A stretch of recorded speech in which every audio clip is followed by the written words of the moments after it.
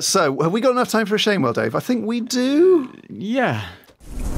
What was I thinking? Why did I say he had nice ankles? She was stood behind me the whole time. I didn't know he's only got one hand. I was signed in on her Gmail.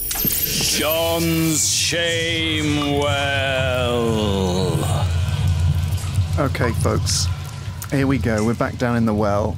Pretty hot, even for September. I'm getting quite angry about the humidity in the well and wishing that I could get my aircon regassed. That's not so much about the well, more about my car. But I do need to regas the aircon because I hadn't expected this summer to last quite so long.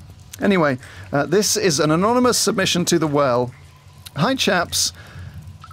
Find within the graphic retelling of my actions that led to my 4-year tenure in the Shamewell.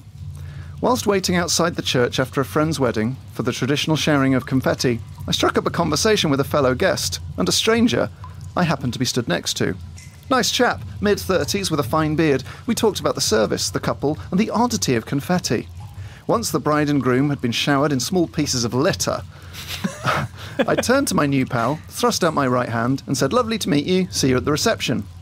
No hand was forthcoming from the said new pal. To my horror, I realised he had no right arm. In the panic, I thrust out my left hand, in the obviously failed hope he hadn't realised my mistake. I then realised he had no left arm either. By this point, we had locked eyes. My panic was now panic squared. Before I knew what I was doing, I found myself bringing up my right hand again and putting it palm to palm with the left and bowing slowly in Japanese style.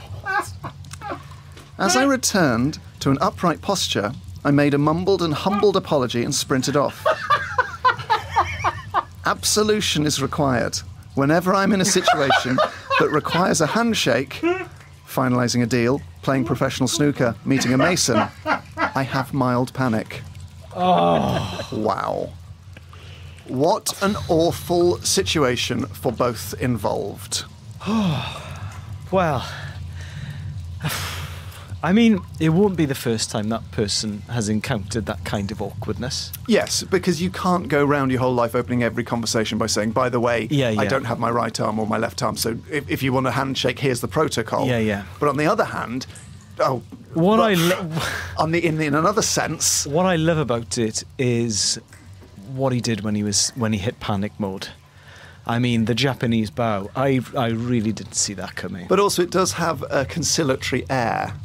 Yeah, and I'm sure that the person involved won't have given it very much more thought, or he'll have said to his friends or his partner, this quite funny thing happened to me today. Not that that's going to take the shame away at all.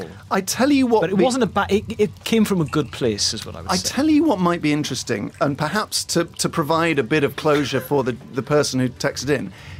If you are without a right or a left hand or a right or a left arm, text us in and either tell us what your protocol is for handshakes. How do you deal with people sort of sticking their hand out when you're not able to reciprocate? That'd be really interesting. Text us on 85058. 85058. I don't know why I said the 5 in a Cockney accent. Or you can tweet us at BBC5 Live using the hashtag Elis and John.